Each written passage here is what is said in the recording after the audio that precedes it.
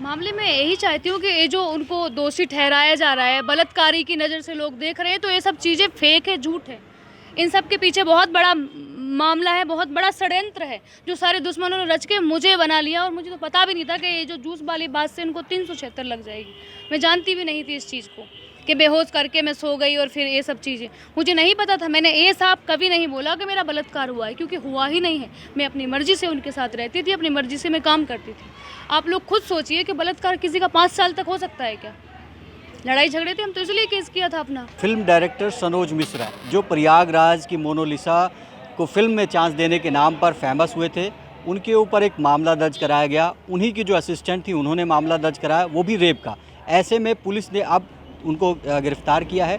नवी करीम थाने में लाकर उनको रखा गया है। हमारे साथ वही पीड़िता है जिन्होंने उनके खिलाफ मामला दर्ज कराया था। लेकिन अब जो मोड़ आया है इस पूरे कहानी में, वो ये है कि अब पीड़िता ही कह रही है कि सनोज मिश्रा निर्दोष हैं और उनको फंसाया जा रहा है। ऐसे में हम जानेंगे कि क्या पूरा मामला था। मैडम, क्या लगता है किस वजह से आपने बयान दिया और आप खुद ही अब आपके आके कह रहे हैं कि नहीं, उनको फंसाया जा रहा है? देखो, ये चीज़ तो मैंने कभी नहीं बोला कि मेरा बलात्कार किया है या मेरा रेप किया है। ये चीज़ मैंने कभी नहीं रखा।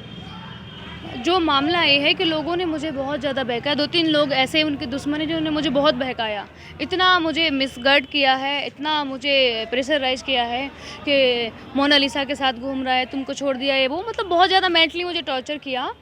और उन्होंने मुझे एक फ़ीमेल एडवोकेट भी अवेलेबल कर दी मेरे लिए, जो कि जो चीज़ें मैं नहीं कर सकती थी वो उसने करके और दे दी। क्योंकि मैं गाँव से हूँ, मेरा दिमाग इतना नहीं चलता कि किन चीज़ों में क्या होता है, मुझे तो नहीं पता। उन्होंने बोला कि मैं तुम्हारी बहन हूँ और मैं एडवोकेट भी हूँ, अगर ऐसा कुछ है, लड़ाई झगड़े कुछ चीज़ें हैं, तो आप एक एफ़आईआर दे दो।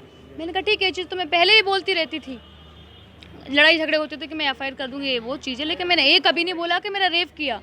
ये चीज़ें मैंने कभी नहीं बोली। उन्होंने बोला, जब जो अपनी एफ़आईआर की कॉपी मैंने लिख दी, उन्होंने मुझे कॉल किया कि आपकी एफ़आईआर की कॉपी जो है, मैं एक कोई एक्सपर्ट है उनको भेज रही हूँ, थोड़ा सा चेंज होगा, उसमें आप मैनेज कर लेना, बट जो भी होगा आपकी भलाई के लिए होगा, आपका केस थोड़ा सा मजबूत हो जाएगा और आप जो चाहती हो लड़ाई झगड़े शायद सब चीज़ें ठीक हो जाएँ। मैंने बोला ठीक है।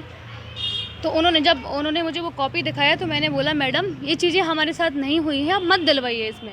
उन्होंने बोला कि आप मेरे पे भरोसा कीजिए, एडवोकेट होने से पहले मैं आपकी बहन हूँ और उसके साथ ऐसा कुछ नहीं होगा, आप डोंट वेरी, परेशान मत होइए, मैं खड़ी हूँ आपके साथ, आपका केस मजबूत हो जाएगा, यही सब चीज़ें आप पुलिस स्टेशन में लिखवा दीजिएगा। मैंने बोला ठीक है। मैंने सोचा, मैं थोड़ी ना जानती हूँ, एडवोकेट है तो भाई अच्छा ही करेगी। मेरे साथ गई, मैंने पुलिस स्टेशन में वो चीज़ें लिखवाई।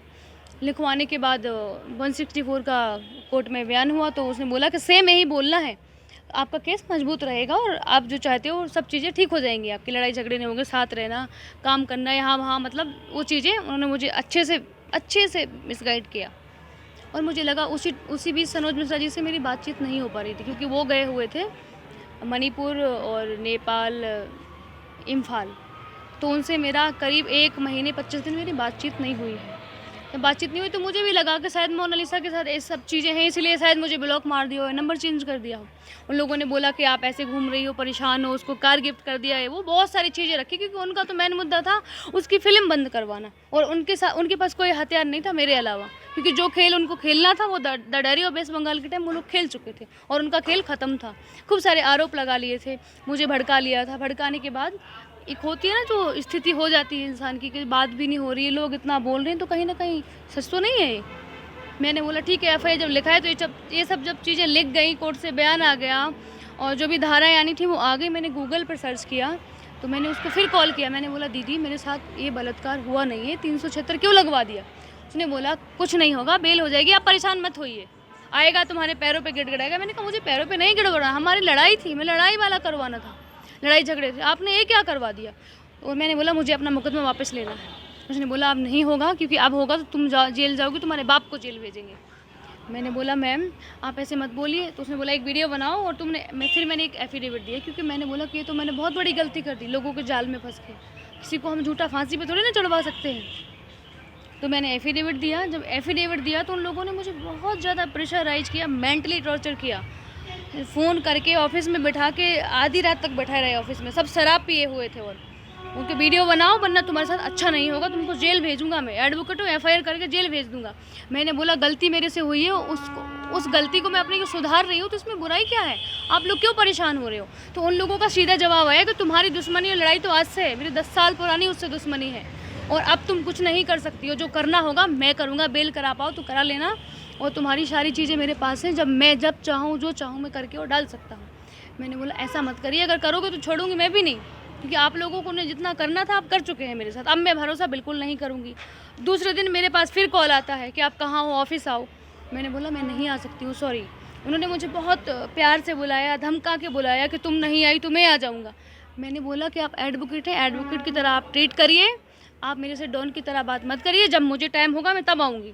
मैं आपके बुलाने पे 24 घंटे अवेलेबल नहीं हो सकती ना, कि आप एक एडवोकेट हैं और मैं आपकी क्लाइंट हूँ, क्या मतलब हुआ कि मैं 24 घंटे वहाँ आऊँ जाऊँ। उसके बाद फिर एफिडेविट लगा के हम लोगों ने हाई कोर्ट में लगाया, बेल वहाँ से भी खारिज हो गई, और सारे दुश्मन जाग के और हमारे लिए खतरा की तरह मंडरा रहे हैं पूरे, और इन सब के पीछे बैठा हुआ है सबसे बड़ा वसीम रिजवी, जो कि इन सब चीज़ों ये पूरे मेंबर का जो पूरे ग्रुप है, इसका जो मेन लीड बोलें जिसको, वो वसीम रिजवी बैठा हुआ करवा रहा है सब। वो दूर वसीम हो गया है। रिजवी कौन है? वसीम रिजवी हमारी मूवी आई थी the diary of West Bengal, उस फिल्म में वो प्रोड्यूसर थे, मैं चीफ असिस्टेंट डायरेक्टर थी, सनोज जी उसमें डायरेक्टर थे। तो तभी से आपकी जान पहचान उनके साथ है? हाँ, उसके पहले से मेरी जान पहचान थी, जब हम लोगों ने टीजर रिलीज़ किया उससे पहले से हमारी जान पहचान थी, और उनको पता था कि मेरा सनोज जी से झगड़ा थोड़ा बहुत नोक-झोंक बनी रहती है, वो हर किसी की फैमिली में होता है। तो उसने हमको पकड़ा, उन लोगों ने हमको बहकाया और इतना बहकाया कि आज इतना बुरा अंजाम है कि मैं यहाँ खड़ी हूँ। सनोज जी गिरफ्तार हो चुके हैं, और इस चीज़ का मुझे बहुत दुख हो रहा है, बहुत अपनी गलती पे बहुत अफसोस हो रहा है। लोगों ने मुझे बहुत बहकाया, और जब मुझे अपनी गलती का एहसास हुआ तो मुझे बहुत डराया और धमकाया। आज जब भी सनोज जी गिरफ्तार हुए तो क्या आप उनके साथ ही थी? जी, मैं उनके साथ थी। तो पुलिस अचानक ही पहुंची थी, किस जगह से इनको गिरफ्तार किया गया? इनको गिरफ्तार किया था गाज़ियाबाद सूर्यनगर से। जी। पुलिस अपने आप पहुंची या किसी के साथ गई हुई थी? पुलिस अपने आप नहीं पहुंची है, एक यामीन खान सर हैं, उनके साथ पुलिस पहुंची है। सर ने कॉल किया था सनोज जी को कि मैं उस पे बस स्टॉप पे खड़ा हूँ, कहाँ रुकूँ, मुझे घर जाना है और मेरे पास रहने को नहीं है। तो सनोज जी ने बोला कि उन्होंने मुझसे बोला कि यामीन सर खड़े हुए हैं, क्या उनको यहाँ बुला लूँ? मैंने बोला कि कोई बात नहीं, आपके दोस्त हैं तो बुला लीजिए। फिर इन्होंने बोला, सनोज जी ने, मैंने बोला कि चलो ठीक है, मैं आपको पिकअप करने के लिए आती हूँ, आप वहीं रुकिए। बोले कश्मीरी गेट पर हूँ। तो मैंने बोला मैं कश्मीरी गेट आती हूँ, सनोज जी की तबीयत ठीक नहीं है, आपको पिकअप करके चली जाऊँगी। उन्होंने बोला नहीं नहीं, मैं आ जाऊँगा, आप परेशान मत होइए, आप लोकेशन दे दीजिए। सनोज जी ने उनको लोकेशन दिया। सनोज जी ऊपर रूम में थे, उन्होंने मुझसे बोला कि आप नीचे जाके उनको रिसीव करके आइए। जब मैं रिसीव करने के लिए आई तो उनके साथ पुलिस थी।